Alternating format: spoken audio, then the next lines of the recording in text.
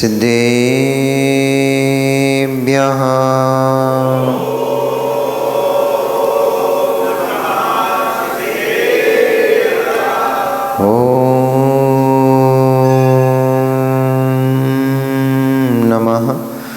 सिद्धेभ्यः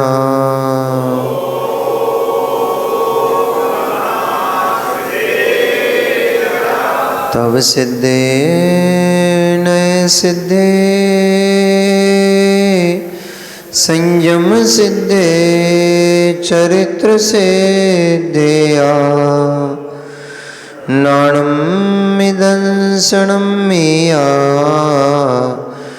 सिद्धे सिरसा नमस्सामि सिद्धं संपूर्णभव्यर्थं सिद्धेः कारणमुत्तमं प्रशस्त दर्शन ज्ञान चारित्र प्रतिपादनम् सुरेन्द्र मुकुट श्लिष्ट पाद पद्मांशुकेशरं प्रणमामि महावीरं लोकत्रयीय मंगलम् हडमो अरिहन्ताणं हडमो सिद्धाणं हडमो आयर्याणं हडमो उवज्जायाणं नमो लोये सब्साहुणम्। जय बोलिए अनंत अनंत परम सिद्ध परमेष्ठी भगवान की। जय बोलिए अनंत अनंत 24 तीर्थंकर भगवान की।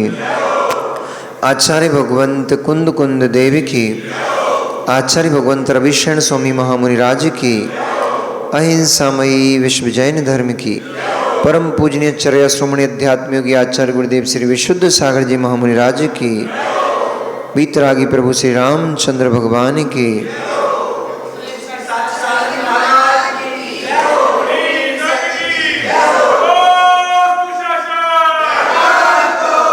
मनीषियों, वर्तमान शासन नायक भगवान वर्धमान स्वामी के शासन काल में हम सभी भव्य जीव यहाँ विराजते हैं। परम भट्टारक महाश्रमण उन भगवान वर्धमान स्वामी के मुख कमल से निश्रित भागवादिनी भगवती माँ जनवाणी का हम सभी भव्य जीव यहाँ करुणांजलि लगा करके पान कर रहे हैं। यह भागवादिनी, यह भगवती माँ जनवाणी सभी जीवों का कल्याण करे, सभी जीवों का मोक्ष मार्ग प्रशस्त करे।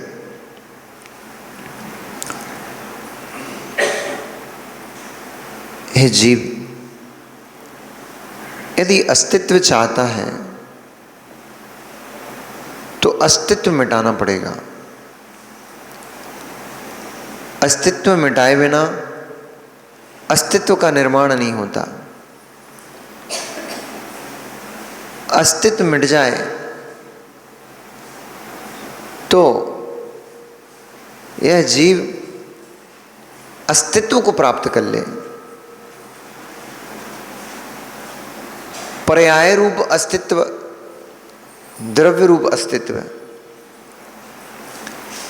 पर्याय रूप अस्तित्व और द्रव्य रूप अस्तित्व,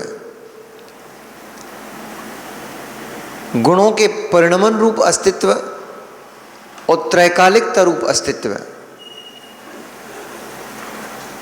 पर्यायों के अस्तित्व में उलझा यह जीव पर्यायों के पोषण में ही, क्षणिक उपलब्धियों में ही अपने जीवन की विशालता को नष्ट करते चला जाता है। अपने पास जो उपलब्धि है, जो जीवन में हमने प्राप्त किया है, उसकी महत्वता को नहीं समझता यह जीव और क्षणवर्ती पर्यायों के पोषण में अपनी त्रैकालिक आत्मा का घात कर लेता है। लौकिक आकांक्षाएं, लौकिक प्रसिद्धियां, लौकिक वस्तुएं, ये सब तो इस जीव ने एक बार नहीं अनेक बार प्राप्त की हैं। पर क्या हुआ? समय बीत गया, वे उपलब्धि अनुपलब्धि में बदल गई। जो अनुपलब्धि थी वो उपलब्धि में बदल गई। पुनः जो उपलब्धि थी वो अनुपलब्धि हो गई। परंतु इस क्षणवर्ती अवस्था को यह जीव नहीं समझता। यही तो कारण है इन क्षणवर्ती पर्यायों, क्षणवर्ती अवस्थाओं को, ये छोटी छोटी सी उपलब्धियों को ही यह जीव त्रैकालिक और सर्वस्व मान करके इनके पीछे ही भागता है। अंत में मरीचिका के पीछे भागते हुए हिरण की भांति अपने प्राणों को गवा देता है, संसार चक्र में फंस जाता है। इतनी सी बात समझ में आ जाए, ये क्षणवर्ती पर्याय ये त्रैकालिक नहीं है। ये पर्याय रूप मेरा परिणमन, ये मेरा स्वाभाविक परिणमन नहीं है, मेरा ही है। ये भी ठीक है, बाहर से कहीं से नहीं आया है। क्योंकि कुछ लोगों की मान्यता ऐसी भी है, आपके ही जिन दर्शन में कई लोगों की मान्यता ऐसी भी है कि पर्याय का परिणमन है, इसमें मेरा कोई रोल नहीं है। ये पर्याय रूप परिणमन हो रही हैं। ऐसे लोग चार्वाक अथवा बौद्ध दर्शन से प्रभावित हैं। वे जैन होते हुए भी वे जैन नहीं हैं। जैन संस्कृति में जन्म तो हुआ है, लेकिन सिद्धांत से वे जैन नहीं हैं। पर्याय उत्पन्न होती है, वो पर्याय विनष्ट होती है, दूसरी पर्याय को देकर के चली जाती है। ऐसा बौद्ध का कथन है। संतानी मानता है वो, संतानी नष्ट हो जाता है, संतान को दे जाता है। जैसे आप इस समय मनुष्य पर्याय में हो, ये मनुष्य पर्याय नष्ट होगी, ये मनुष्य पर्याय नष्ट होगी तो एक नवीन पर्याय उत्पन्न होगी। तो ये मनुष्य पर्याय एक नई पर्याय को देकर चली गई है। मनुष्य पर्याय, इसी पर्याय में कर्म का आश्रय बंद होगा, अगली पर्याय की बंद के अगली पर्याय में आपको क्या बनना है वह इसी पर्याय में निश्चित होगा। तो ये पर्याय नष्ट होते होते आपको पर्याय दे के चली गई एक अगली पर्याय। मान लो देव बन गए, हम नीचे की बन क्यों बात करें, अपन तो ऊपर की बात करो ना। तो अगली पर्याय मान लो देव बन गए आप, मनुष्य पर्याय नष्ट हो गई, देव पर्याय को देकर चली गई। अब सिद्धांत इतना सूक्ष्म है, आप कहोगे सही तो बोल रहे हैं महाराज जी, बौद्ध का ये कथन इसमें गलत क्या है? एक पर्याय विनष्ट होती है, दूसरी पर्याय उत्पन्न होती है। आप भी तो कहते हो उत्पाद व ध्रुवयुक्तम सत, जो उत्पाद व ध्रुव से युक्त है वो सत है। तो आप भी तो उत्पाद और मैं मानते हो कि एक पर्याय का व्यय होता है, दूसरी पर्याय का उत्पन्न होता है, उत्पाद होता है, और ये सब एक समय में ही होता है। जिस समय पर्याय उत्पन्न होती है, विनष्ट होती है, उसी समय नवीन पर्याय उत्पन्न होती है। ऐसा नहीं कि आज पर्याय विनष्ट हुई है, 3 दिन बाद दूसरी पर्याय उत्पन्न होगी। मिट्टी का एक लौंदा, अब माताएं बैठी इनको इनकी भाषा में समझाते हैं। आटे की लोई विनष्ट होती है तब रोटी बनती है, ठीक है ना। तो आटे की लोई मिट गई, फिर आधे घंटे बाद रोटी बनी नहीं। तो जैसे जैसे लोई विनष्ट होती जा रही है वैसे वैसे रोटी बनती जा रही है। जैसे ही लोई विनष्ट हो जाती है वैसे ही रोटी बन जाती है। लोई का विनाश, रोटी का उत्पाद एक साथ होता है। तो यही तो वो बौद्ध कह रहा है कि पर्याय विनष्ट हो गई, दूसरी पर्याय को देके चली गई। अब इसमें शंका समस्या क्या है? समस्या बहुत बड़ी है। अब इसमें आपको कोई समस्या लग रही है क्या? नहीं लग रही ना, बोल नहीं पा रहे हो। इसमें कोई समस्या है क्या कि एक पर्याय नष्ट होती है, दूसरी पर्याय को देके चली जाती है? हाँ, ये कर्मों पे भी लगा लो, कर्मों पे भी लग जाएगा। अभी दृष्टांत से अपन उदाहरण के माध्यम से समझ लेते हैं। एक पर्याय विनष्ट होती, दूसरी पर्याय उत्पन्न करके जाती है, ये तो हम भी मानते हैं। एक पर्याय के बाद दूसरी पर्याय उत्पन्न होती है। पर्याय पर्यायी संबंध है, गुण गुणी संबंध है। गुण विकारा पर्याया, गुण का विकार पर्याय होती है।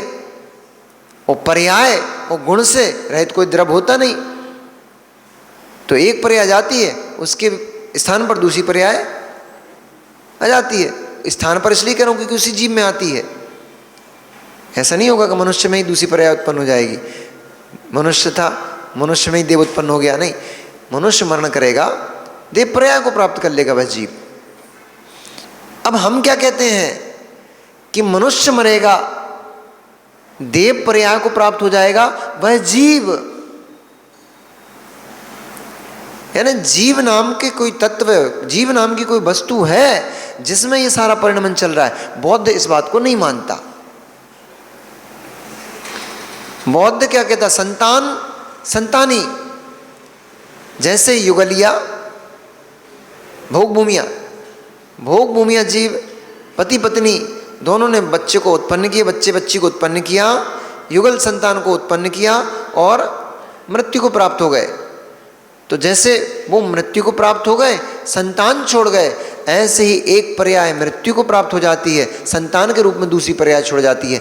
किसमें किसमें छोड़ जाती है? जो उत्पन्न हुआ है युगलिया के रूप में, वो कौन है? जीव। परिणमन छोड़ता है। कौन छोड़ता है? किसमें छोड़ता है? द्रव्य में। द्रव्य नहीं स्वीकारते।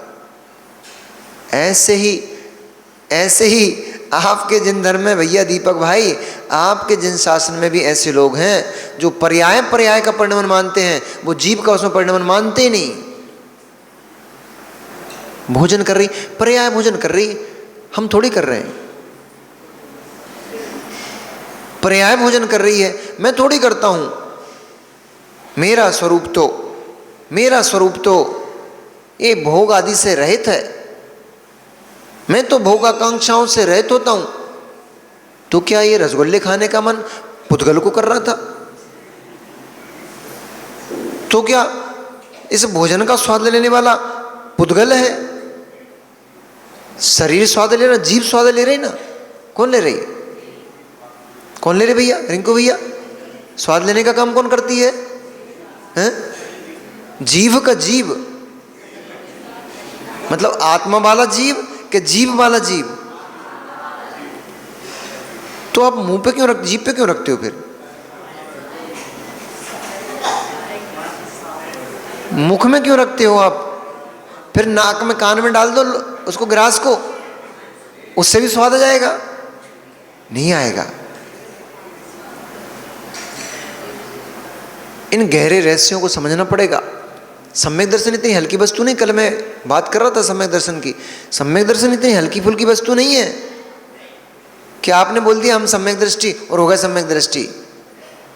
गहन तत्व का निर्णय होगा तब सम्यक दर्शन होगा। और जब तक स्वाध्याय से भागते रहोगे तब तक गहन तत्व का निर्णय कभी कर भी नहीं पाओगे। पर सम्यक स्वाध्याय करना,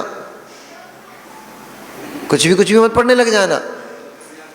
स्वाध्याय के नाम पर उपन्यास खोल के बैठ गए, मैगजीन खोल के बैठ गए, महाराज जी स्वाध्याय कर रहे हैं। स्वाध्याय समीचीन ग्रंथों का आकलन, आरोहण करना, वही इसका नाम ही स्वाध्याय है। जिनेंद्र भगवान द्वारा प्रणीत कहे गए जो ग्रंथ हैं, आचार्य भगवंतों द्वारा प्रणीत जो ग्रंथ हैं, उनका पढ़ना, उनको स्वाध्याय करना। नहीं तो किसी ने कुछ भी लिख दिया, आपने पढ़ लिया, बोले ग्रंथ में तो लिखा है, स्वीकार।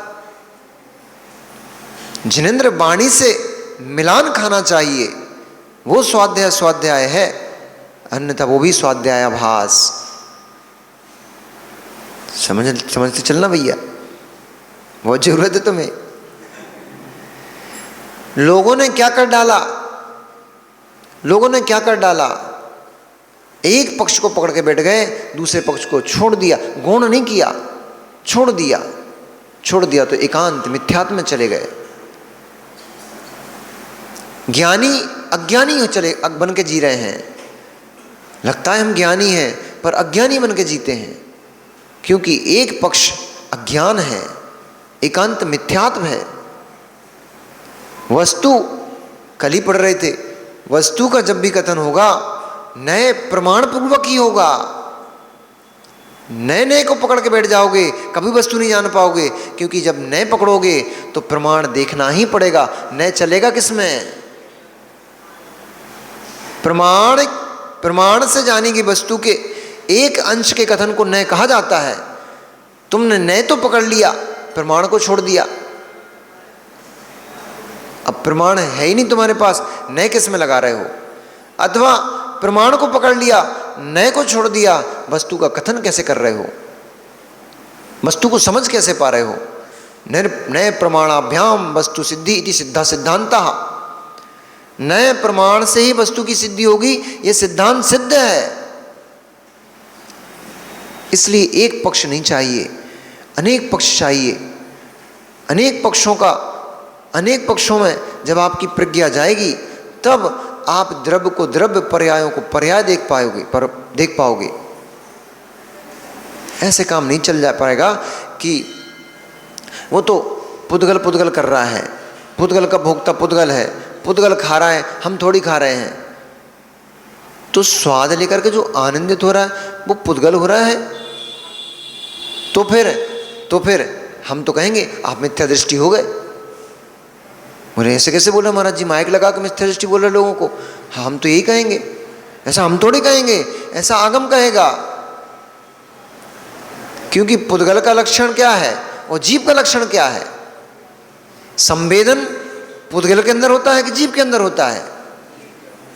किसके अंदर होता है वो संवेदन? ज्ञान किसका गुण है?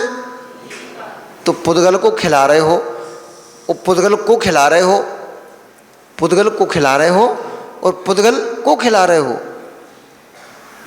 और फिर कह रहे हो मैं थोड़ी कर रहा हूं, पुद्गल में पुद्गल का परिणमन चल रहा है। तो पुद्गल में पुद्गल का ही परिणमन चल रहा है, तो जो आनंद की अनुभूति हो रही है वो भी पुद्गल को ही हो रही है। तो फिर पुद्गल चेतन हो गया और जो इसमें बैठा हुआ जीव है वो अचेतन हो गया। और ऐसा सिद्धांत आपका हो गया तो आप मिथ्या दृष्टि हो गए। क्योंकि जिन आगम में तो कहा गया है कि जीव का लक्षण चेतन है, पुद्गल का लक्षण अचेतन है, और आपने पुद्गल को चेतन बना डाला, जीव को अचेतन बना डाला। गए काम से, गई भैंस पानी में। हमने कहा ना, बड़ा मुश्किल। पानी में भैंस घुस जाए तो बड़े मुश्किल से निकलती है, उसको पानी बड़ा प्रिय होता है, कीचड़ बड़ी प्रिय होती है, ठंडी होती है ना, शीतल होती है। तो गई एक बार भैंस पानी में, अब उसको निकालना बड़ा मुश्किल है। ऐसे ही एक बार तत्व के अशुद्धान में, तत्व की विपरीतता में जीव घुस जाए, अब उसको निकालना बड़ा मुश्किल काम है। कोरे को तो आप कुछ भी लिख सकते हो, पेपर को लिखे लिखा है पेपर में कुछ लिख पाना बड़ा कठिन काम हो जाता है। कोरे कागज में तो कुछ भी लिख दो, आपके हाथ का काम है। एक बार लिखा चुका है, अब उसमें कुछ लिख पाना, सुधार कर पाना बड़ा टेढ़ा काम है। क्योंकि बुंदेलखंड में कहावत होती, बोले अधजल गगरी छलकत जाए। जो भरे हुए हैं, जिनको तत्व का समीचीन ज्ञान है, वे नहीं छलकते। अधभरे जो होते हैं वे ज्यादा छलकते हैं। ऐसे जिन्हें तत्व का कुछ भी ज्ञान नहीं होता, थोड़ा इधर से सुन लिया, थोड़ा उधर से सुन लिया, थोड़ा इसमें पढ़ लिया, थोड़ा उसमें पढ़ लिया, वे ज्यादा प्रदर्शन करते हैं। और ये उनके लिए बड़ा घातक है, क्योंकि दूसरे को सुनेंगे नहीं, दूसरे को सुनकर के तत्व निर्णय करेंगे नहीं, और अपनी मान्यता वही बन गई है जो हमने जान कर रखा है। विपरीत अभिनिवेश को बदल पाना बड़ा कठिन काम है।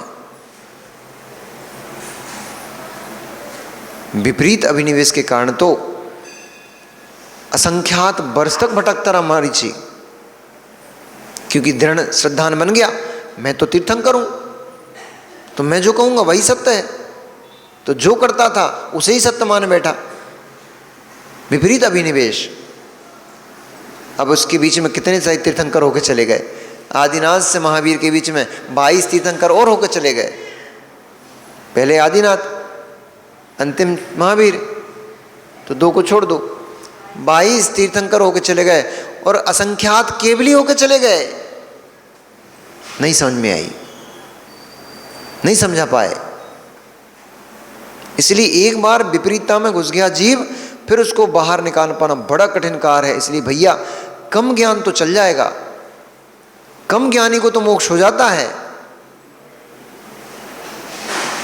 क्योंकि अपने पास तो प्रमाण है। शिवभूति मुनिराज प्रमाण के रूप में है अपने पास। कम ज्ञान से काम चल जाएगा। भेद विज्ञान तत्व ज्ञान से आत्मा का शरीर का भेद विज्ञान हो गया, इतने से तो काम चल जाएगा। परंतु अधिक ज्ञान विपरीत हो गया, उससे काम नहीं चल पाएगा, उससे काम बिगड़ जाएगा। अधिक ज्ञान हो, समीचीन हो, तब तो ठीक है। अल्प ज्ञान हो, समीचीन हो, तब तो ठीक है। बहु ज्ञान है, विपरीत है, बहुत नुकसानदायक है। अपना तो नुकसान करेगा ही करेगा, जिन शासन का बहुत बड़ा नुकसान करेगा। क्योंकि ज्ञान है, भले ही विपरीत है, ज्ञान है, वाक्पटुता है, ऐसे मंचों पर बैठेगा, ऐसे भीड़ के सामने यदवा तदवा कुछ ही बोल देगा, तार्किक शक्ति है, सिद्ध कर देगा। भोले जीव, इनको तो जो बता दो वही ठीक है। समाज के श्रावक बेचारे भोले, इनसे तो जो कह दिया वही ठीक है, वही करने लग गए।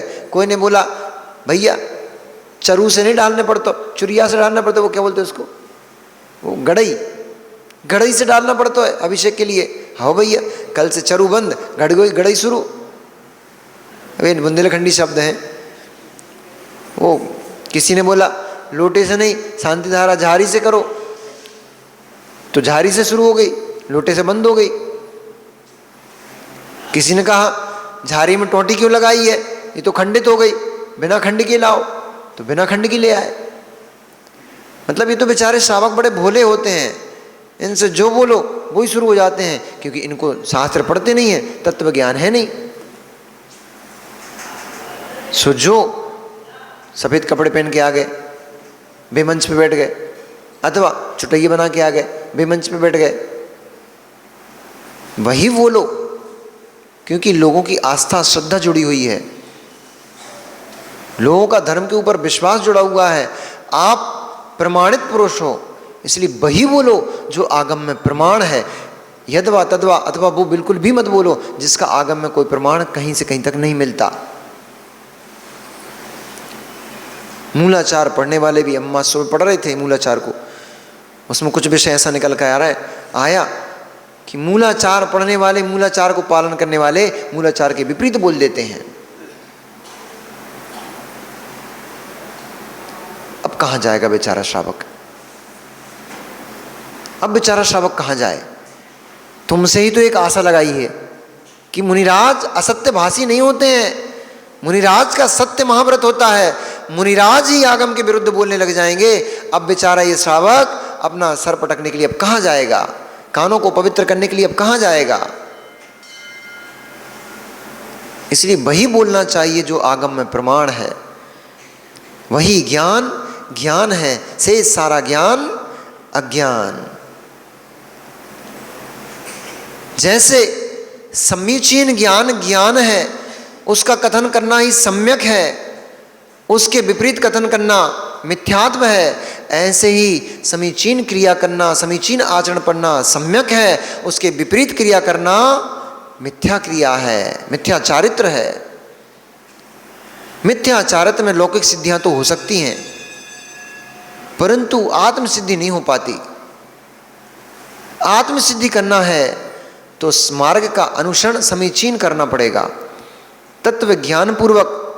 फिर सांसारिक आकांक्षाओं को छोड़ करके फिर साधना करना पड़ेगी, तो पारमार्थिक सिद्धि मिलेगी। अन्यथा साधना तो करोगे, लौकिक सिद्धियां तो मिल जाएंगी, साधना कभी विफल नहीं जाती। 1 मिनट का 1 सेकंड का भी यदि आप कोई त्याग करोगे, वह त्याग कभी निष्फल नहीं जाएगा। वह आपको देकर तो जाएगा, लेकिन लौकिक फल देकर जाएगा, पारमार्थिक फल देकर नहीं जाएगा। हे दशानन, तुम सिद्धि तो करने बैठ गए, तुम सिद्धि तो करने बैठ गए। सीता के पीछे राम को हराने के लिए सिद्धि करने बैठे थे। तुम्हारा अभिप्राय अशुभ था, गलत था, सिद्धि तो हो गई, काम नहीं आ पाई। इसलिए लौकिक सिद्धियों के पीछे मत भागो, आत्म सिद्धि के पीछे भागो। लौकिक सिद्धियां अपने आप प्राप्त होती हैं। राम लक्ष्मण कुछ भी सिद्धि नहीं कर रहे। ये विडंबना और ये पुण्य आत्मा जीव का प्रभाव होता है। राम तप नहीं कर रहे हैं, तब भी सिद्धि उनके पास जा रही है। जो तप कर रहा है, जिसने सिद्धि की, वो बेचारा बैठ के देख रहा है। इसलिए भैया, इसलिए ये दुनिया भर में इधर उधर सर पटकना और दुनिया के इधर जाना उधर जाना, इनको बंद करो। इनसे कुछ भी अभिप्राय सिद्ध नहीं होता है। यदि अभिप्राय इनसे सिद्ध हो ही जाता, इनसे अभिप्राय सिद्ध हो ही जाता, तो जगत में कोई दरिद्री, कोई दुखिया दिखाई देता नहीं। हर व्यक्ति किसी न किसी स्थान पे जाता है, हर व्यक्ति कहीं ना कहीं अपनी श्रद्धा को टिकाए हुए है।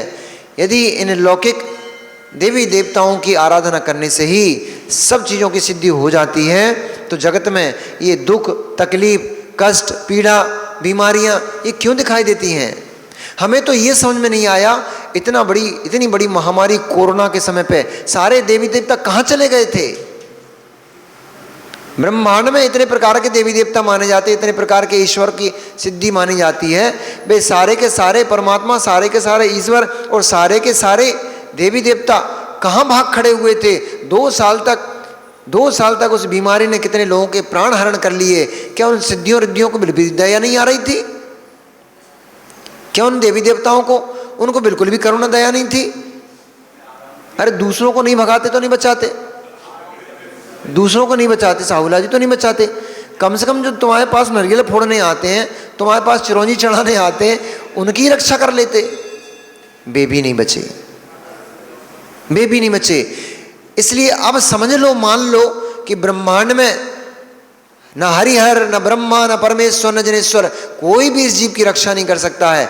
मृत्यु अटल सत्य है, उससे कोई भी नहीं बचा पाएगा। और जिन शासन में जी रहे हो और जिन शासन में जीते हुए इस बात को लेकर के जी रहे हो कि हम भगवान की भक्ति करेंगे तो हमें मृत्यु से बच जाएंगे, तो भूल में पड़े हो, क्योंकि वे भगवान स्वयं ही मृत्यु को प्राप्त हो गए। तुम्हें क्या बचा पाएंगे? जो काल सर्प दोष होता है, जिनको काल सर्प दोष क्या बोलते हैं इसको? काल सर्प योग जो होता है ना, तो जिनको काल सर्प योग ने डस लिया है, उनको बोला जाता है भगवान ऋषभ देव के विधान आदि, पूजन आदि होती है, उसमें कुछ मंत्र वगैरह होते हैं, जाप होती हैं। अरे तुम्हें नहीं पता, अम्मा आदिनाथ की होती काल सर्प में, वो उसमें शनि ग्रह जब लगता है, उसमें नेमी ने पार्श्वनाथ उनको बोलते हैं, किसको? मुनि सुब्रतनाथ को। अब हम आपसे एक प्रश्न पहले करेंगे, बाद में हम दूसरी बात पे आते हैं कि जब नेमिनाथ भगवान नहीं थे तब शनि ग्रह नहीं था क्या? नष्ट हो गया था क्या? नेमिनाथ मुनि सुब्रतनाथ भगवान नहीं थे तब शनि ग्रह नहीं था क्या? तब कौन की पूजन करते थे शनि उतारने के लिए? यह भी मिथ्यात्व है। शनिवार के दिन भगवान मुनि सुब्रतनाथ भगवान की खूब बढ़ चढ़ के पूजा होती है, खूब उत्सव होता है। जो कभी नहीं आते मंदिर, वे भी शनिवार के दिन मंदिर पहुंच जाते हैं अभिषेक करने के लिए। अरे अभिषेक तो करो, अभिषेक से तो कर्म क्षय होते ही हैं। अभिषेक तो करो, अभिषेक करने से भावों में विशुद्धि होती है, उससे सारे काम आपके बन जाते हैं। पर ये मिथ्यात मत फैलाओ कि शनिवार के दिन मुनि सुब्रतनाथ भगवान का दिन है, क्योंकि शनि ग्रह त्रैकालिक है। ऐसा नहीं कि जब मुनि सुब्रतनाथ भगवान नहीं थे तब शनि ग्रह नहीं था, वे उत्पन्न हो गए तो शनि ग्रह भी उत्पन्न हो गया है। तब शनि ग्रह का निवारण कौन करता था? आपने मान्यताएं बना ली है। काम दुही काम दायनी। भगवान जिनेंद्र की भक्ति तो कामित वस्तु को देने वाली होती ही है। भगवान कुछ नहीं करते, ये भी निर्णय है। देंगे नहीं, लेंगे नहीं, ना अच्छा करेंगे ना बुरा करेंगे। उनकी भक्ति करने से परिणामों में विशुद्धि का संचार होता है, परिणाम निर्मल होते हैं। उस परिणामों की निर्मलता से शुभ कर्म का बंध होता है, अशुभ कर्म कट जाता है, उसके कारण आपका कार्य बन जाता है। आपको लगता है भगवान मुनि सुब्रतनाथ ने कुछ नहीं देते। काल में मुनि सुब्रतनाथ भगवान को भी उठा के ले गया, उसने उनको नहीं छोड़ा, तुम्हें क्या छोड़ेगा? जिस काल सर्व के पीछे आदिनाथ भगवान की मालाएं फेरी जाती हैं, महा स्वयंभू स्तोत्र का वाचन किया जाता है, आपको ये पता नहीं है। स्वयंभू स्तोत्र का वाचन होता है, उसमें आदिनाथ भगवान की माला होती है ऋषभदेव की। अब वो छोड़ो, पर वे ऋषभदेव को ही वो काल उठा करके ले गया, अब तुम्हें कहां से छोड़ेगा? जिन शासन में आए हो तो तत्व का निर्णय करो, मिथ्या मान्यताओं में मत पड़े रहो। तो कल से भगवान जी ने की भक्ति बंद क्यों? आदिनाथ कुछ देंगे नहीं, पार्श्वनाथ कुछ हम तो ये सोचते थे संकट हरण पार्श्वनाथ संकट को हरते, हम तो अभी तक यही समझते थे, इसलिए भैया पार्श्वनाथ की आरती उतारते थे। अब जब पार्श्वनाथ कुछ देते नहीं तो क्या मतलब फालतू घी जलाए, बत्ती जलाए, सीख जलाए।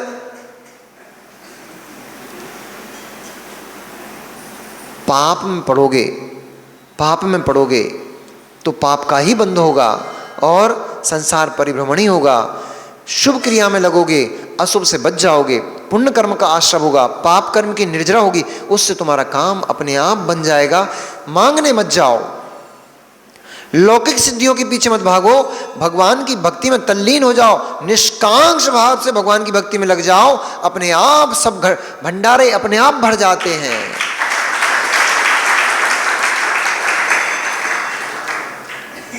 अब हमारे भैया रावण गए, सिद्धि कर रहे हैं, किसकी? बहुरूपणी विद्या सिद्ध कर रहे हैं। क्यों? मेरा भाई, मेरे 2 पुत्र राम के द्वारा बंदी बना लिए गए हैं, इसलिए अभी कुछ दिन के लिए युद्ध विराम हो गया है। असल में बात ये हो गई, लौकिक सिद्धि, लौकिक आकांक्षाएं जीव को परेशान करती हैं, त्रास देती हैं। सीता की आकांक्षा ने बड़ा अनर्थ खड़ा कर दिया, मान कसाय ने बड़ा अनर्थ खड़ा कर दिया।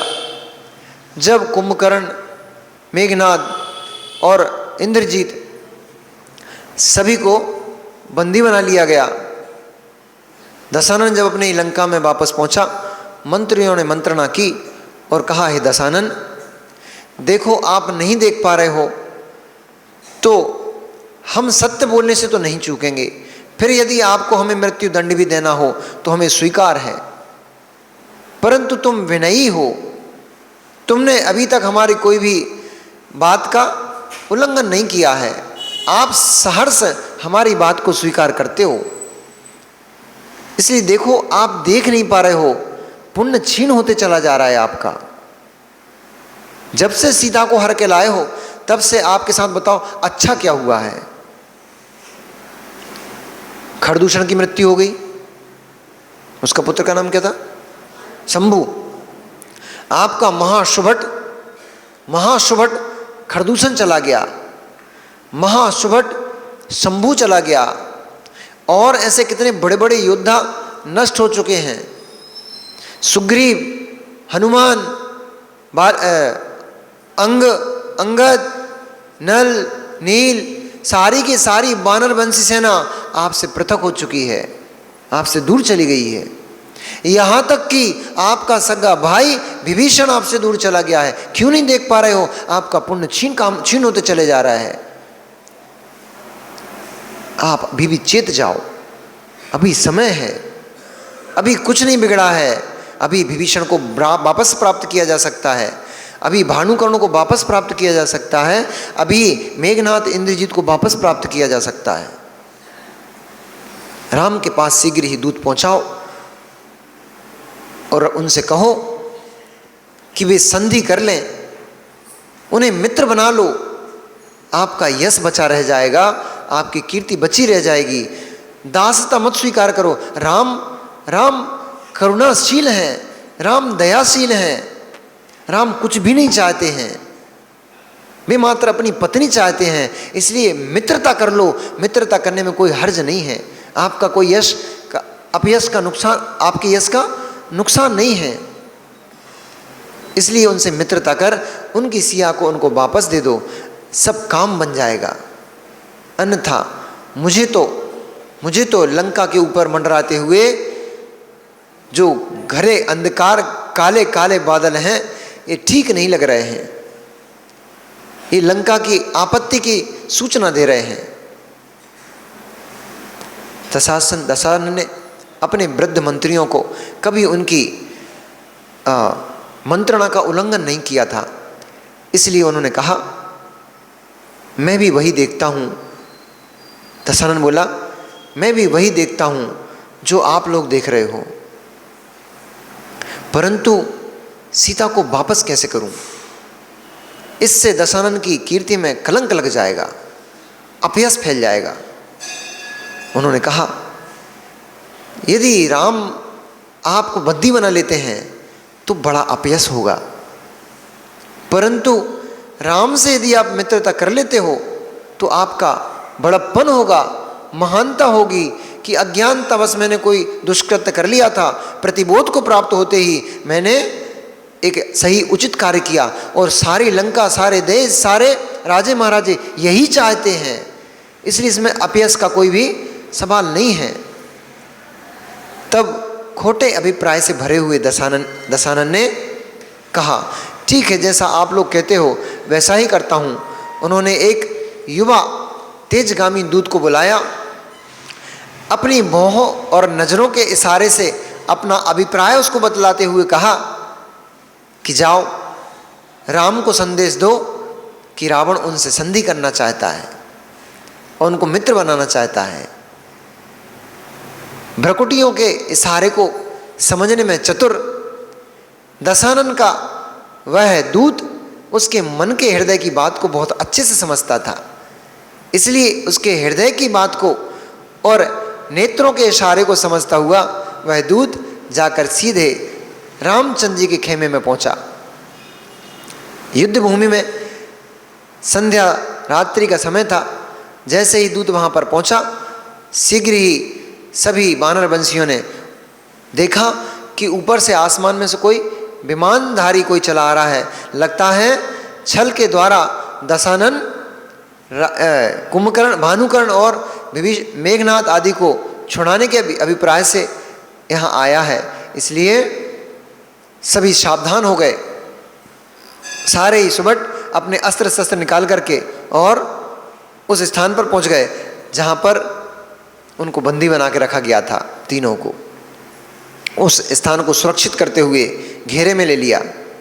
उधर से जैसे ही बड़ी सेना के साथ दूत नीचे उतरा, उसने रामचंद्र जी को प्रणाम किया। प्रणाम करके कहा, हे राजन, आपके लिए त्रिखंड अधिपति दशानन का संदेश लाया हूं। दशानन आपसे संधि करना चाहते हैं। सबके चेहरे देखो कैसे हो गए, ठीक है बोल रहे। दशानन आपसे संधि करना चाहते हैं। दशानन आपको अपना मित्र देखते हैं। वो चाहते हैं कि तुम व्यर्थ की इस हिंसा और व्यर्थ के इतने विशाल जनसमूह के मृत्यु के कारण क्यों बनते हो। अब उसने अपना खोटा अभिप्राय बतलाना प्रारंभ किया। इतने बड़े बड़े योद्धाओं की और इतने विशाल जन समुदाय के मृत्यु के कारण आप क्यों मनते हो? रावण के पास आओ, उनसे दास्ता प्राप्त करो, संधि करो, और संधि कर रावण से क्षमा याचना करो। जो आपने दुष्कृत किया है उसके लिए उनसे क्षमा याचना कर, और सीता को तो भूल जाओ। सीता को भूल, दशानन आपको लंका का आधा राज्य देने को तैयार है। उसके राज्य में अनेक अनेक सुंदर युवतियां हैं, सुंदर कन्याएं हैं, जितनी कहो कई हजार कन्याएं वह दशानन आपके चरणों पे छोड़ता है। कितनी हजार कन्याएं आप दशानन से ले लो, सोने चांदी के महल बनवा लो, और जो जो तुम्हें चाहिए सब ले लो। यहाँ तक कि तुम यदि लंका भी चाहते हो तो लंका भी रावण तुम्हें देने को तैयार है, परंतु सीता को छोड़ करके तुम अपना अभिप्राय सिद्ध करो। दशानन तुम पर दयावान हुआ है और कहता है कि दशानन तुम पर दया से अभिभूत हुआ है, इसलिए तुम्हें अपना मित्र बना करके लंका का राजा भी बनाने को तैयार है, परंतु सीता को भूल जाओ। तो दूत ने श्री राम से क्या कहा, संवाद के रूप में बताता हूं कि सुना नहीं क्या आपने और इंद्र विजयी का नाम, सुना नहीं क्या आपने इंद्र विजयी का नाम, और धन जन सुख बल प्राप्त कर करके मुझे प्रणाम। दशानन ने आपको संदेशा दिया है कि तुम आओ, दशानन को प्रणाम करो। धन जन वैभव बल, सैन्य बल, धन बल, जो तुम्हें चाहिए सब रावण तुम्हें देगा। और सिया हमारे पास है, सीता को तो भूल जाओ, क्योंकि सीता तो हमारे पास है ही, इसलिए राम तुम सीता को तो हमसे छुड़ा नहीं पाओगे। रही बात भानुकर्ण, मेघनाथ और इंद्रजीत की, तो सुबह होते ही मैं तुम्हारे ऊपर चढ़ाई करके उनको तो छीन लूंगा, तुमसे छीन लूंगा। जैसे जैसे तुम देखते रहे, तुम्हारे देखते देखते मैंने तुम्हारे भाई को शक्ति से ग्रसित कर दिया था। उसको जैसे ये पता लगा था कि लक्ष्मण की शक्ति दूर हो गई, वो बहुत विवल हुआ और बहुत क्रोधित भी हुआ। उसको लगा कि ये तो बड़ा काम बिगड़ गया, जिसको मार के आ गया था वो फिर जिंदा हो गया। मंत्रियों ने ये भी उनको बोला कि देखो, जिस लक्ष्मण को तुम मार के आ गए थे वो पुनः जीवित हो गया, इसलिए वो तुमसे हारने वाला, राम लक्ष्मण तुमसे हारने वाले नहीं हैं, इसलिए समझदारी इसी में है कि उनसे संधि कर लो। तब उसने कहा कि सिया हमारे पास है और बंधु लेंगे छीन। सीता तो हमारे पास है ही और हमारे बंधुओं को तुमसे छीन लेंगे।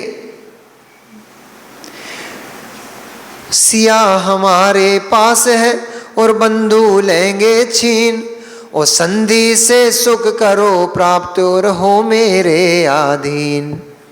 संधि करके सुख प्राप्त करो। दिव्य कन्याओं को, जो स्वर्ग की अप्सराओं से भी सुंदर सुंदर कन्याएं हैं, उन कन्याओं को मैं भेंट स्वरूप तुम्हें दूंगा। लंका का राज दूंगा, बहुत धन संपत्ति दूंगा, बहुत बड़ा सैन्य बल दूंगा, और सुग्रीव आदि जितने भी अनुचर तुम्हारे पास हैं ये तुम सब अपने पास रखो, परंतु आकर रावण को प्रणाम कर लो और सब वैभव को भोगो। तब राम ने कहा, अरे मित्र, तू क्या कहता है? जब दशानन पर स्त्री को हरण करके उसमें आसक्त होकर के संपूर्ण लंका को नष्ट करने को तैयार है, तो मैं तो उसका पति हूं, मैं सारा वैभव छोड़कर अपनी पत्नी को क्यों प्राप्त ना करूं? क्या तेरे रावण की बुद्धि भ्रष्ट हो गई है, अथवा उसको कोई व्यंतर लग गया है, अथवा किसी पिशाचनी ने उसको डस लिया है, जिसके कारण से वो इस प्रकार के मिथ्या भाषण करता है, इस प्रकार की नीच बातों को करता है? हम राज्य का क्या हमारे पास कमी है, अथवा भोगों की क्या हमारे पास कमी है? मुझे भोगों से प्रयोजन नहीं है। नहीं प्रयोजन राज्य से और न ही भोगों की बात। मुझे राज्य से कोई प्रयोजन नहीं है, मेरी सीता मुझे वापस कर दो। हम तो इन वनों में फलों को खा करके अपने जीवन शांति से बिता लेंगे, हमें तुम्हारे राज्य की कोई आकांक्षा नहीं है। और ना ही दिव्य स्त्रियों की मुझे कोई आकांक्षा है। मेरी प्यारी सीता के आगे सारी दिव्य स्त्रियां फीकी हैं। मुझे तेरी कोई स्त्रियां, कोई कुमारियां नहीं चाहिए, मुझे तो मेरी सीता चाहिए। तब राम ने कहा कि नहीं प्रयोजन राज्य से और नहीं भोगों की बात, और सिया सलोनी भेज दो तुम्हें आदर के साथ। कह दो तुम जाकर के रावण, रावण तो मेरा मित्र है, रावण तो मेरा मित्र ही है। वो क्या कहता है कि मैं संधि करूं, मुझे तो उसकी संधि स्वीकार है, परंतु मुझे तेरे राज से कोई, तेरी संपदा से कोई प्रयोजन नहीं है, तेरी कन्याओं से मुझे कोई प्रयोजन नहीं है। मुझे प्रयोजन मात्र मेरी सीता से है। तुम जैसे हर के ले गए थे वैसे सम्मान पूर्वक मेरी सीता को मुझे वापस पहुंचा दो। तुम तुम्हारा राज भोगो, तुम्हारा सुख भोगो, तुम्हारा वैभव भोगो, तुम्हारी लंका में तुम राज करो। और यहाँ तक कि ये लोग भी यदि जाना चाहें तो ये भी तुम्हारे लिए दिए, परंतु मुझे मेरी सीता के अलावा कुछ भी नहीं चाहिए। मेरी सीता मुझे वापस पहुंचा दो, हम वन में ही निवास करेंगे, हमें यही प्रिय है, तुम्हारा राज्य हमें प्रिय नहीं है। तब दूत ने कहा दशानन की बुद्धि नहीं फिरी है, हे राम तुम्हारी बुद्धि फिर गई है। मुझे तो मैंने तो सुन के रखा था राम प्रज्ञा पुरुष हैं, राम बड़े ज्ञानी जीव हैं, राम नीतज्ञ हैं। मुझे लगा था कि तुम्हारी चेष्टा हंस के समान होगी, तुम्हारी चेष्टा तो शगाल के समान, कौवे के समान है। इतना वैभव, इतना राजपाट, संपदा सब कुछ छोड़ करके तुम एक स्त्री के पीछे आसक्त पड़े हो।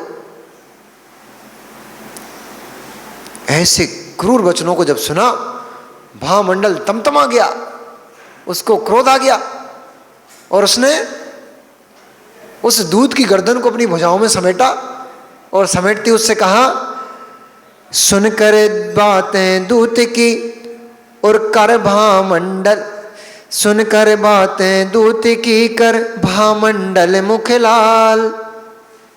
सुनकर ऐसी बातों को भामंडल का मुख लाल हो गया, क्रोध से तमतमा गया और खींच खड़ग कहने लगा बड़ी तेरी किंकर मजाल। अरे किंकर, अरे दास, तेरी बड़ी मजाल है कि रावण के शब्दों को पाकर के तू अभिमान में इतना भूल गया। तू खड़ा होकर कहाँ बात कर रहा है, किससे बात कर रहा है? होगा तेरा रावण कोई लंका का पति, हमारे लिए तो वो एक भगोड़ा और एक पर स्त्री का हरण करने वाला चोर है। तो सुनकर बातें दूत की कर भामंडल मुख लाल और खींच खड़ग कहने लगा बड़ी किंकर तेरी मजाल। और खड़ा कहाँ है भूल कर और होता क्यों बाचाल। राम के सामने खड़ा होकर जिन्हें हम अपना स्वामी मानते हैं, जिन्हें अपना राजा मानते हैं, ऐसे हमारे महाराजा के सामने खड़ा होकर के तूने शगाल, कौवा ऐसी उपाधियां देकर के अपमानित करता है। तो खड़ा कहाँ है भूल कर और होता क्यों बाचाल। और तुझसे कितने भेड़िए भोजे मौत के गाल। अरे दुष्ट, तेरे जैसे कितने भेड़ियों को मैंने मौत के गाल में पहुंचा दिया है, तू मेरे सामने खड़ा होकर के मेरे स्वामी की निंदा करता है। ठहर, मैं तुझे बताता हूं अभी। उसने उसके गर्दन को इस तरीके से जोर से दबाया, उसके मुख से चीखें निकलने लग गई, रुदन करने लग गया। तब लक्ष्मण ने उसको धैर्य के बंधाया, लक्ष्मण ने धैर्य बंधाया। बड़ी बात तो ये है। तब लक्ष्मण ने कहा अरे मित्र भामंडल, इसको छोड़, इस बेचारे का क्या दोष है? ये तो स्वान की तरह अपने स्वामी के लिए पूंछ लाता है। ये नहीं बोल रहा है जैसे तोते को कुछ भी संभाषण सिखा दो वो वही वही रटता है, वही वही बोलता है। ऐसे ये दशानन का किंकर दास है, ये उसके मुंह के शब्द यहाँ पर बोल रहा है। इसकी क्या मजाल कि राम के सामने खड़ा होकर के कुछ भी बोल सकता। इसलिए दास तो क्षमा के ही पात्र होते हैं। इसके जैसे किंकर तो क्षमादान देने के योग्य होते हैं। इसलिए हे भामंडल, हे युग पुरुष, इसको क्षमा दे। जो भी करना है कल दशानन का ही करेंगे। ऐसा विचार कर भामंडल को तो शांत कर लिया, लेकिन और जो योद्धा थे उनके खून खोने लग गए, उनकी भुजाएं फड़फड़ाने लग गई। सभी उसको साइड में लेकर गए और उसको बढ़िया डोज दिया। देसी भाषा में उसका स्वागत सम्मान किया, लात घूंसों से खूब कूटा पीटा, उसके कपड़े फाड़ दिए, नंगा कर दिया और ऐसा नंगा करके उसको लंका के लिए भगा दिया। इस प्रकार से जैसे ही वह दूत लंका में पहुंचा, लंका नरेश अत्यंत क्रुद्ध हो गया। उसने कहा, सच ही कहा है किसी ने कि कौआ मांस के टुकड़े पर ही जाता है, इसलिए तो वह राम कैसे कहें कि वह राम ज्ञानी है, वह तो परम अज्ञानी है। मेरा इतना बड़ा वैभव मैं उसको देने को तैयार था, पर वो स्त्री के पीछे इतना आसक्त है कि वैभव को ठुकराता है। कुछ नहीं है, उसकी मृत्यु निकट आ चुकी है, इसलिए तो वो दशानन के साथ संधि को नहीं करता है और मेरी अवज्ञा को करता है। शीघ्र ही उसको मृत्यु भेंट में दूंगा। ऐसा सोच दशानन दूसरा दिन प्रारंभ हुआ। सुबह सारी की सारी सेनाएं युद्ध के लिए तैयार खड़ी थीं वानर वंशियों की, परंतु बहुत देर हो गई, अभी तक रावण की तरफ से कोई प्रतिकार नहीं आया। क्या बात है, सब चिंता में पड़ गए। ये कौन सी मायाचारी करने वाला है, ये कौन सा खेल खेल रहा है कि दिन इतना चढ़ गया है, सुबह हो गई है, परंतु ये दशानन अभी तक युद्ध के लिए क्यों नहीं आया, इसकी सारी सेना शांत क्यों है। जब तक बिगुल नहीं बजेगा, शंख नहीं बजेगा, तब तक युद्ध प्रारंभ नहीं होता है। तुरही का शब्द के इंतजार में सभी बैठे थे कि तुरही का शब्द हो, शंख की ध्वनि हो और युद्ध प्रारंभ हो। सभी तैयार होकर के वानरवंशी राजा इस फिराक में थे कि अब तो आज इनके 3 योद्धाओं को तो हमने समेट ही लिया है, आज दशानन को भी ठीक कर देंगे। युद्ध की इंतजारी में बैठे। इधर दूसरे दिन से, उसी दिन से अष्टान का वध प्रारंभ हो गए थे। इसलिए मंदोदरी के कहने पर दशानन ने कहा कि चूंकि अष्टान का वध प्रारंभ हो गए हैं, ये महान शाश्वत पर्व हैं, इसलिए पर्व के दिनों में कोई हिंसा नहीं होगी। ओह, अब देखो भैया अपने आप को। तुम्हें तो पर्व के दिन होए, चाहे काय के भी दिन होए, चाहे अष्टमी आए, चाहे चतुर्दशी आए, चाहे अष्टान का आए, चाहे 16 करना है, चाहे 10 लक्षण आए, कुछ भी आए, तुम्हें तो होटलों के खाने नहीं छूट पा रहे तुमसे, आलू प्याज भटे नहीं छूट पा रहे तुमसे विषय वासनाएं नहीं छूट पा रही पर्व के दिनों में। धन्य है वो रावण, अष्टान का पर्व में उसने ये नहीं सोचा इतनी बड़ी सेना शत्रु की मेरे सामने खड़ी हुई है, अगर हमला कर दिया तो क्या होगा, मेरा राज्य छिन जाएगा, मेरी लंका चली जाएगी, सीता चली जाएगी, कुछ नहीं सोचा। अष्टान का पर्व है, ये शाश्वत पर्व है, इस शाश्वत पर्व में कोई हिंसा नहीं होगी, इसमें कोई युद्ध नहीं होगा, कोई वध नहीं करेगा, कोई एक दूसरे के प्रति वैमनस्य का भाव नहीं रखेगा। सभी भगवान जिनेंद्र के जिनालयों को सजावा दो, तोरण द्वार ध्वजा कलश आदि से सुसज्जित कर दो और सभी जिनालयों को घंटी आदि के नाद के द्वारा सभी में मंगल ध्वनि की जाए, पूरी लंका नगरी को सजाया जाए और अष्टान का महापर्व का उत्सव मनाया जाएगा। उधर शत्रु सेना सामने खड़ी हुई है, इधर लंका में उत्सव प्रारंभ हो गया। डोंडी पिट गई कि कोई भी 8 दिन तक हिंसा नहीं करेगा। यदि कोई आपका शत्रु आकर आपका शीश भी काट देगा, तब भी आपको उसका प्रत्युत्तर नहीं देना है। पूर्ण शांति चाहिए। 8 दिन हमारे नगर में, लंका नगरी में पूर्ण शांति का वातावरण, यहाँ तक कि पूरे के पूरे राक्षस द्वीप में शांति का वातावरण चाहिए। जब यह सूचना रामचंद्र जी को मिली, तब रामचंद्र जी को भी प्रतिबोध हुआ कि अरे अष्टान का पर्व प्रारंभ हो गए हैं। उन्होंने भी अपने खेमे में बोल दिया अभी वो बोल रहे थे, इससे पहले ही जो वानरवंशी राजा थे उन्होंने कहा, हे राम, ये बहुत सुंदर मौका है। इस समय दशानन ने जब अपने आज्ञा करी थी अपने राज्य में कि कोई युद्ध नहीं करेगा, कोई कुछ नहीं, इस समय जाकर के सीधे बिना ही युद्ध के, बिना जनहानि के दशानन को बंदी बना लिया जाए और बंदी बना करके अपनी सीता को वापस ले लिया जाए। राम मर्यादा पुरुषोत्तम थे, राम धर्मात्मा जीव थे।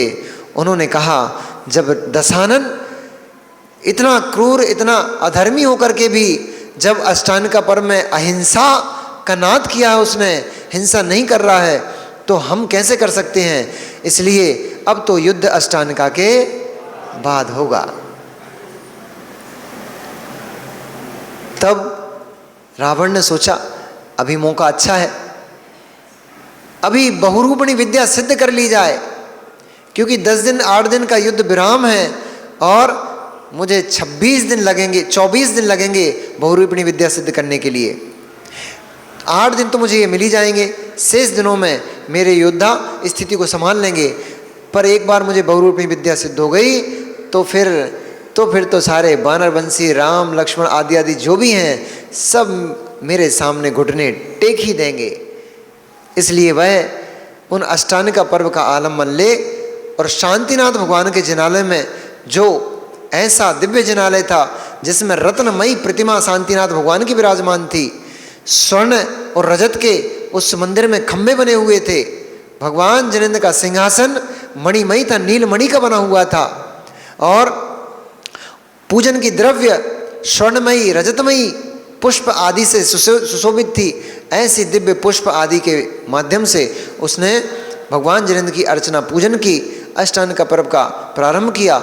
उपवास को ग्रहण कर 24 दिन का व्रत धारण कर 24 दिन की अखंड निश्चल वृत्ति को धारण करते हुए वह दशानन भगवान शांतिनाथ जिनालय में जाकर के और ध्यान मग्न हो गया। तब इस बात का संदेशा गुप्तचरों ने जाकर राम को कहा कि रावण 24 दिन की बहुरूपणी विद्या सिद्ध करने के लिए उद्यत हुआ है, इसलिए उसका यह विद्या सिद्ध करने से रोकना आवश्यक है। यदि जाम्बव आदि सभी महारथियों ने कहा कि यदि दशानन ने यह विद्या सिद्ध कर ली तो बड़ा अनर्थ हो जाएगा, फिर दशानन को विजय करना असंभव हो जाएगा। इसलिए हम युद्ध तो नहीं करते हैं, लेकिन उस रावण को कुछ सामंतों को पहुंचा करके और उसकी साधना को भंग करना चाहिए।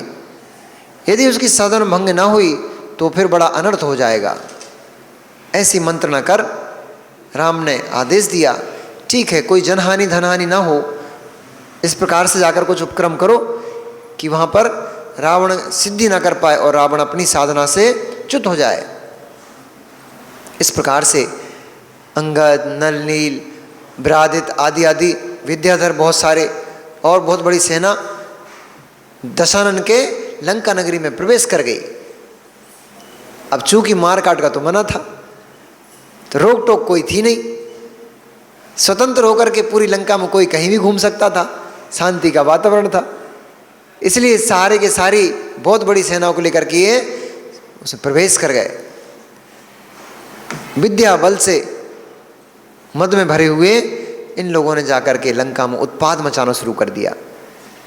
वहाँ के नारियों के साथ दुर्दशा की, उनके वस्त्र आदि फाड़े और वहाँ के लोगों को मारा पीटा।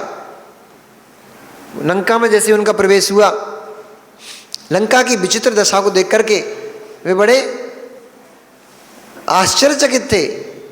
वे पूछते थे, दशानन जिस जिनालय में, शांतिनाथ जिनालय में वंदना करता है, ध्यान करता है, वो जिनालय कहाँ है?